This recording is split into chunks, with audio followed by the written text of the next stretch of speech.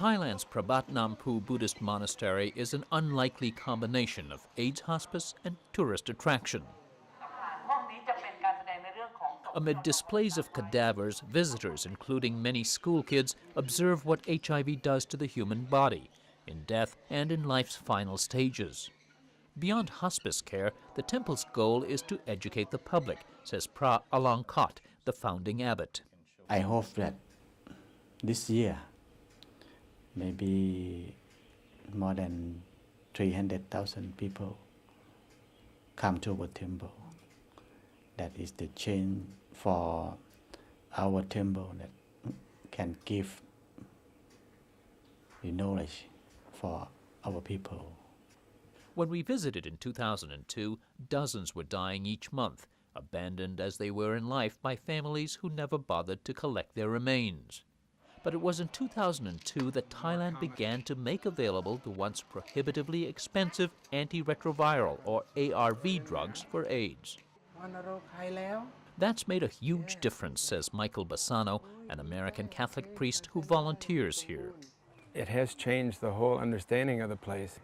I would say it's a temple of life. We call it the hospice, but it's a temple of life. People come here with HIV, and they sense that here they find family, acceptance,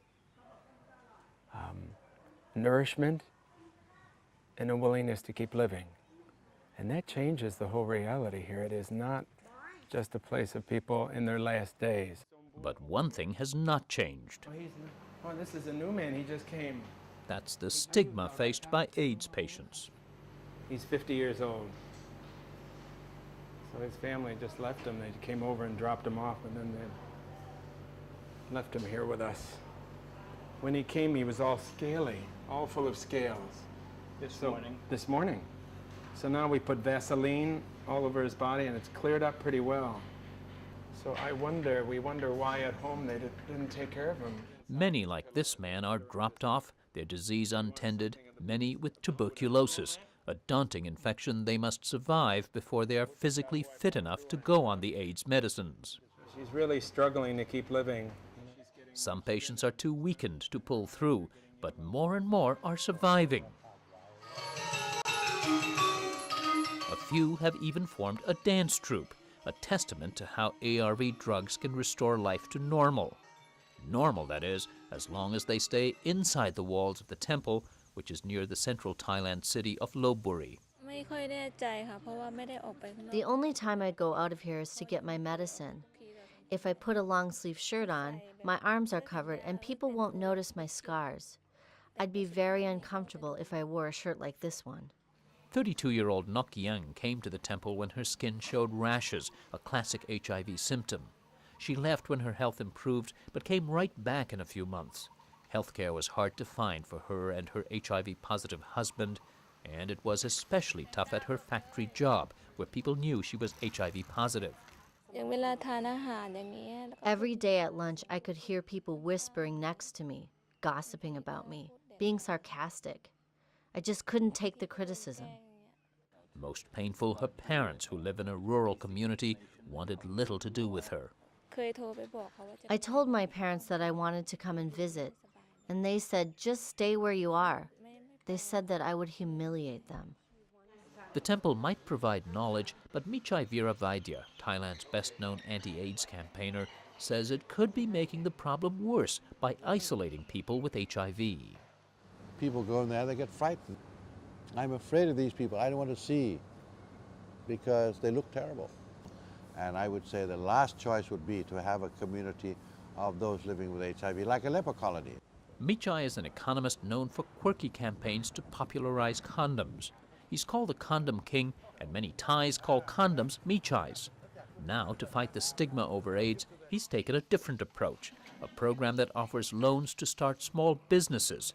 It's called Positive Partners. We lend money to a pair of people, one infected, the other not infected. Together they must do business. The uninfected person encourages you and also tries to very hard to create understanding of compassion within the village so that people who know that this person is living with HIV have a chance on a daily basis to communicate, to listen, and somebody explaining, look, That person is perfectly normal. You watch it. I go with him, I let him ride on the back of my bike and all these things. In the village of Banjan, Duang Dinok accepted an invitation from her HIV-positive aunt, Plak Damlako, to start a food business. She was nervous at first. At first, everyone was pretty scared. So we went to talk to the doctor because my auntie was taking care of all these children, feeding them. The doctor said that if we're afraid that the children were infected, we could bring them in to get checked. And again, the only way to get AIDS is from needles or sex. Both women say they've been open about Plak's HIV status. I go to the hospital, and when I see people, they ask me, "Where have you been?" I tell them I was at the hospital. They ask me why, and I tell them I have AIDS. They say, no, you don't have AIDS. I have to convince them that I have it. The two women say there have been few problems with social acceptance, possibly because Plak shows no outward signs of illness. Sales of their fried chicken and spicy vegetables are brisk. It's one of about 900 new small enterprises funded by the Positive Partner Program, everything from motorcycle repair to handicrafts to livestock raising. Duang says she only encounters an occasional snide comment at her food stall. Some people say, "Hey, did you bring AIDS with you today?" When they act like this, I say, "AIDS isn't that easy to get. You can't get it from ticks on a dog." I tell them that you can only get AIDS from needles and sex. Think about it. What I make here, you can eat, but if you do get AIDS, I'll take you to where you can get medicine. Sometimes I'm just sarcastic, because they're not always nice to me.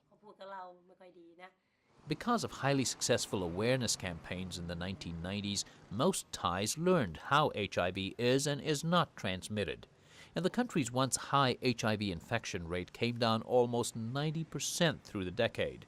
But public education has tapered off in recent years, says Michai.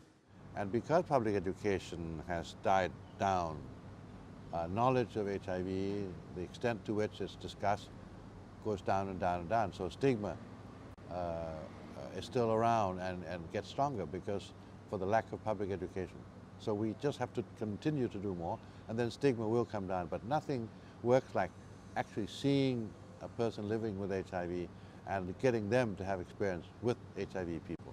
That's the best experience at changing attitudes. Michai's non-government agency is trying to bring that experience to schools as well. HIV-positive individuals spend time answering students' questions. People can tell that even though I have AIDS, I'm still living my life, doing my work. I just want to tell you guys, don't discriminate. On the day we visited this rural school, the lectures were followed by sex education sessions for these high school students, a particularly worrying group.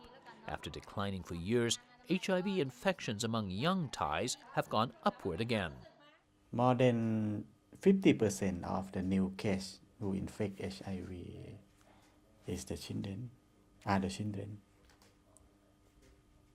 Big problem for our country. Experts say the lesson from Thailand is that the message to fear AIDS, but not people with AIDS, must be repeated again and again, or it will quickly be lost.